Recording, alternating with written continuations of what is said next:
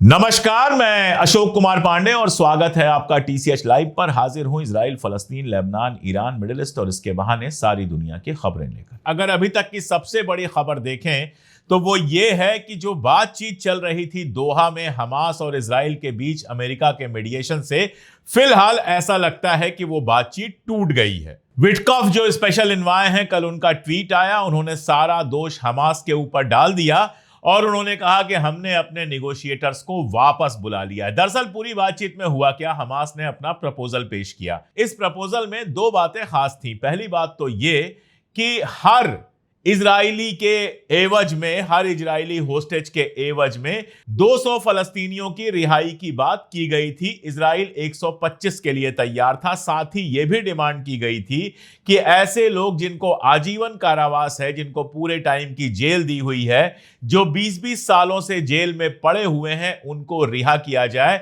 Israel उनको रिहा करने को तैयार नहीं था। पहला मामला यह था। लेकिन उससे भी बड़ा मामला यह था कि अमेरिका और इजराइल जो पूरा खेल खेल रहे थे, उसमें इजराइल की आर्मी का बड़ा हिस्सा अभी भी गजा के अंदर रहना था। अब आप खुद सोच के देखिए, एक तो परमानेंट सीज फायर नहीं है, 60 दिन के सीज फायर की आप बात कर रहे हो। उस 60 दिन में भी इजराइल की आर्मी हटेगी नहीं, वो उसी जगह पर रहेगी, थोड़ी बहुत हटेगी लेकिन बड़ी आर्मी वहां पर रहेगी। अब आपको आपके होस्टेज वापस मिल गए, उसके बाद दोबारा आपने वहां पे हमला शुरू कर दिया, दोबारा यही सब शुरू कर दिया, तो इसकी गारंटी कौन लेगा? अमेरिका इसकी गारंटी लेने को तैयार नहीं था। इजराइल की जो नीयत है वो बहुत कायदे से आप समझ रहे हैं। इजराइल की नेसेट में, इजराइल की जो संसद है, उसके अंदर बाकायदा एक बिल पास किया गया। यह बिल क्या है? यह बिल वेस्ट बैंक को, जो फलस्तीन का हिस्सा है, इजराइल में मिलाने को अप्रूव करता है। यानी वेस्ट बैंक को पूरी तरह से फलस्तीन से छीन के इजराइल में मिलाने की बात करता है। यह संसद के अंदर पास होता है और उसके बाद जो वहां के डिप्टी प्राइम मिनिस्टर हैं यारिव लेविन, वो इसको हिस्टोरिकल कहते हैं, बाकायदा खुल के बयान देते हैं कि पूरे वेस्ट बैंक पर कब्जा किया जाएगा और वेस्ट बैंक पर कब्जा करके उसमें ज्यूइश बस्तियां बसाई जाएंगी। सिर्फ इतना ही नहीं है, एक और मंत्री सामने आते हैं, वहां के हेरिटेज मिनिस्टर हैं, वो कहते हैं कि गजा को हम वाइप आउट करने वाले हैं, पूरी तरह से साफ करने वाले हैं और उस पर यहूदियों की बस्तियां बसाने वाले हैं। ये तो नीयत है। अभी ये बातचीत चल ही रही थी, इसके बीच में मोसाद के जो हेड हैं वो अमेरिका गए थे और वहां पर कोशिश कर रहे थे कि किसी तरह से गजा की पूरी सफाई की प्लानिंग हो जाए। तो किस बात का सीज फायर? दरअसल आप सीज फायर सिर्फ इसलिए करना चाहते हो कि आपको होस्टेज वापस मिल जाए और दुनिया भर में जो जबरदस्त बदनामी हो रही है वो थोड़े दिनों के लिए रुक जाए। इसके अलावा आपकी नीयत सीज फायर की नहीं है और इस नीयत में अमेरिका और इजराइल दोनों के दोनों शामिल हैं। दोनों के दोनों जानबूझकर पूरी दुनिया में माहौल बनाते हैं कि हम तो बातचीत के लिए आए हैं, हम तो पीस चाहते हैं, फला ढिमका, और उसके बाद सारा दोष हमास के ऊपर डाल के निकल जाओ। सीज फायर तो आपको करना नहीं है। अब विटकॉफ कह रहे हैं कि हम अलग तरीका कोई अपनाएंगे वहां पर खाना पहुंचाने का, फला ढिमका। अभी जो वहां पर खाना पहुंचाने के लिए आपने जीएचएफ बनाया है वो तो आप ही ने बनाया है और जितने लोग लाइन में लग रहे हैं उनमें से रोज 150 लोगों की हत्या हो जा रही है। आप खामोश बैठे हुए हैं।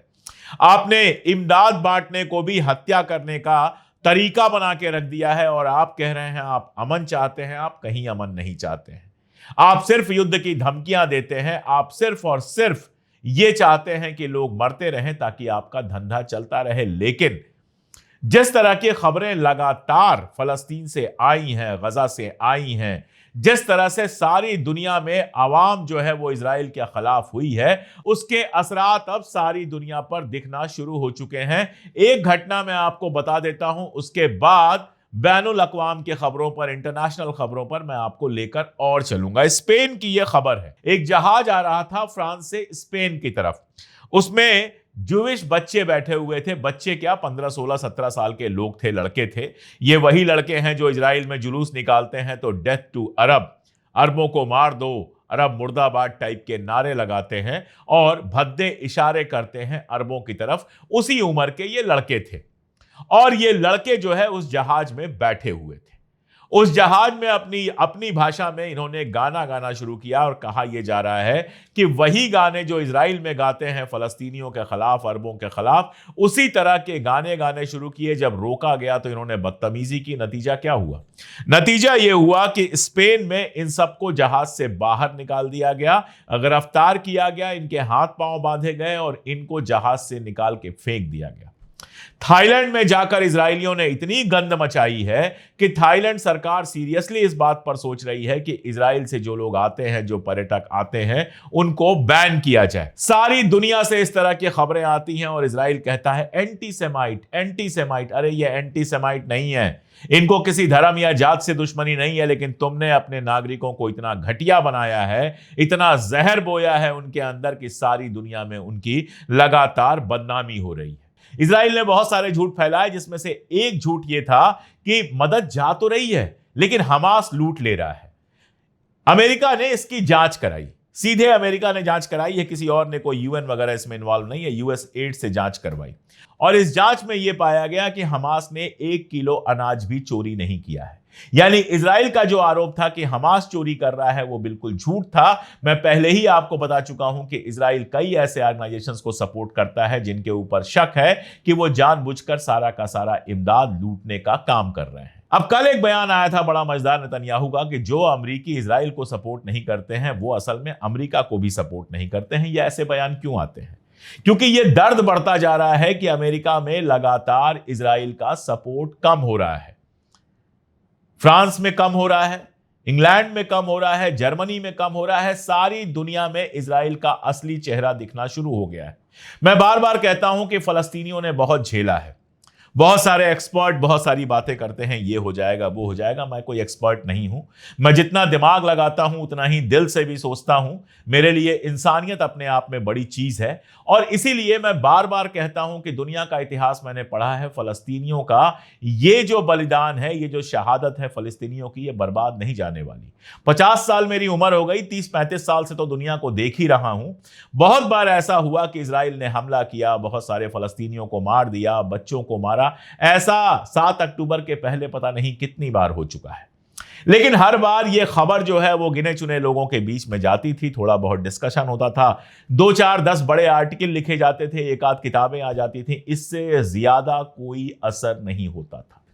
इस बार सारी दुनिया में फलस्तीन का मैसेज गया है और जबरदस्त गया है। और यह जो मैसेज लगातार गया है, जिस तरह की खबरें आ रही है, इसे खबर मैं आपको बताता हूं। वेस्ट बैंक से खबर आई है।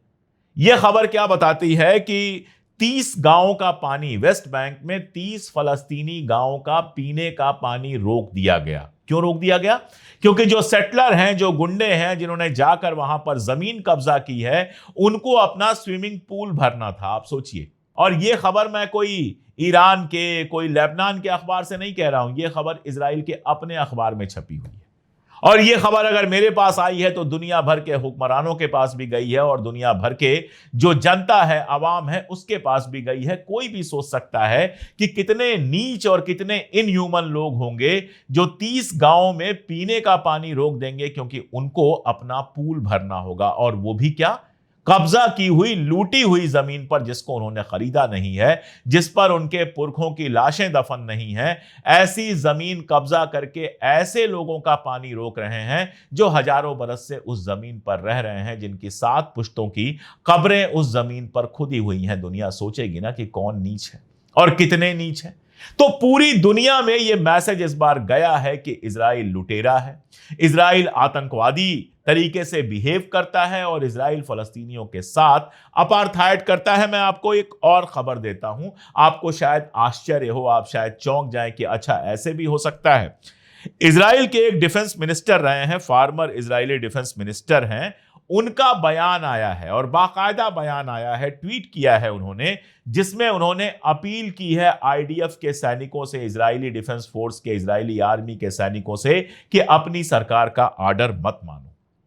जिन्होंने कहा है कि यह सरकार जो जंग लड़ रही है वो इजराइल के लिए नहीं लड़ रही है, सिर्फ और सिर्फ अपने स्वार्थ के लिए लड़ रही है। अब आप सोचिए, इजराइल का x defence minister, ex chief of staff, यानी उनके आर्मी के हाईएस्ट पोस्ट पे रह चुका आदमी कह रहा है, आर्मी के लोगों से कह रहा है कि तुम सरकार की बात मत मानो। मैंने परसों भी कहा था कि इजराइल के अंदर जो लोग इस जंग के खिलाफ हैं, नेतन्याहू के खिलाफ हैं, जेनोसाइड के खिलाफ हैं, अब धीरे धीरे निकलकर बाहर आ रहे हैं। उनकी एक मेंबर ऑफ नेसेट है, मतलब हमारे यहां जैसे एमपी होते हैं वहां मेंबर ऑफ नेसेट हैं, उनका नाम है नामा लाजिमी। ये एक बहुत शानदार फैमिली से भी बिलोंग करती हैं, एक बेहद प्रतिष्ठित फैमिली से बिलोंग करती हैं। इनका भी ट्वीट आया है ऐसा ही। लगातार ये भी ऐसे ही ट्वीट कर रही हैं, लगातार ये भी मजम्मत कर रही हैं इजराइल की गवर्नमेंट की जो पॉलिसी है फलस्तीन गजा के अंदर जेनोसाइड की, उसकी।